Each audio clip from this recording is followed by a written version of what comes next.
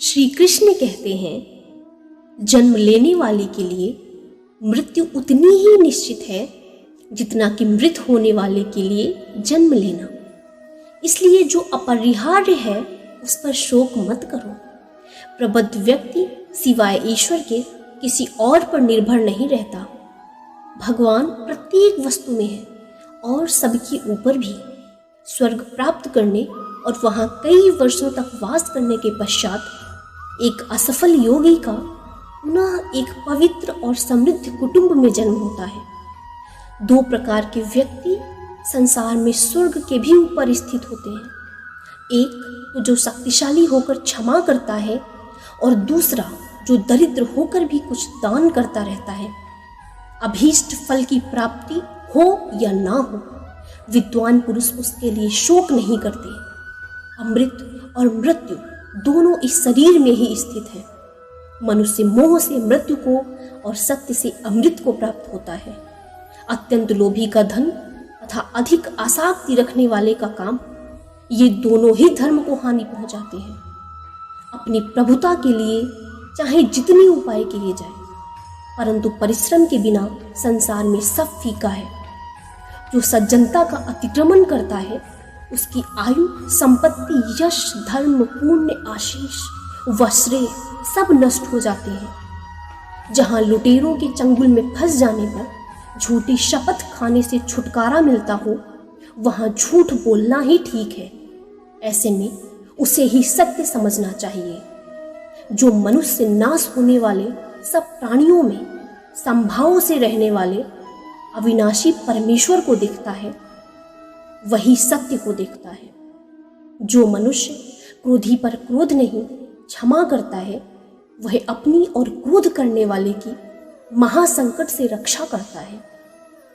वह दोनों का रोग दूर करने वाला चिकित्सक है। राजधर्म एक नौका के समान है। यह नौका धर्म रूपी समुद्र में स्थित है। सतगुण ही नौका का संचालन करने वाला बल है। धर्मशास्त्र ही उसे बांधने वाली रस्सी है। एक गांव में साधु रहते थे। उन साधु का काम गांव के लोगों को उपदेश देना था। उसी गांव में एक नर्तकी रहती थी। उसका काम लोगों के सामने नाच कर गांव के लोगों का मन बहलाना था। एक दिन गांव में कुछ कुदरती आपदा आ गई और वो साधु और नर्तकी दोनों उस कुदरती आपदा में मारे गए। मरने के बाद जब ये दोनों यमलोक पहुंचते हैं, तब इनके कर्मों और उनके पीछे छिपी भावनाओं के आधार पर इन दोनों को स्वर्ग या नर्क में भेजने की बात होती है। साधु को खुद को स्वर्ग में ही आश्रय मिलेगा, इस बात का अंदाजा था। दूसरी तरफ नर्तकी के दिमाग में ऐसा कुछ भी नहीं था। उसे तो सिर्फ फैसले का इंतजार था। तभी घोषणा होती है कि नर्तकी को स्वर्ग दिया जाता है और साधु को नरक। इस फैसले को सुनते ही साधु यमराज पर बहुत चिल्लाते हैं और उनसे क्रोधित होकर पूछते हैं, ये कैसा न्याय है महाराज?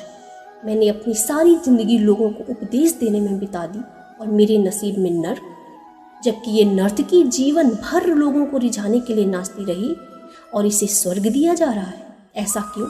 मेरे साथ ये अन्याय क्यों?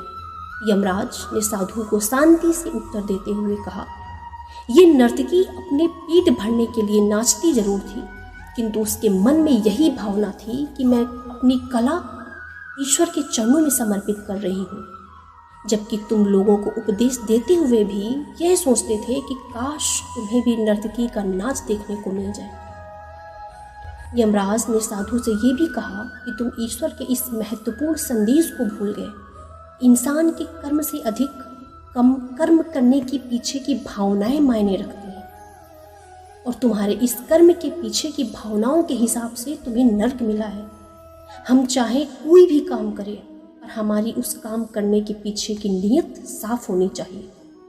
अगर हमारी नीयत साफ नहीं होती है तो हमें दिखने में भले लगने वाला काम हमें पुण्य की जगह पर पाप का भागी बना देता है। आज के लिए बस इतना ही। नमस्कार। जय श्री कृष्ण।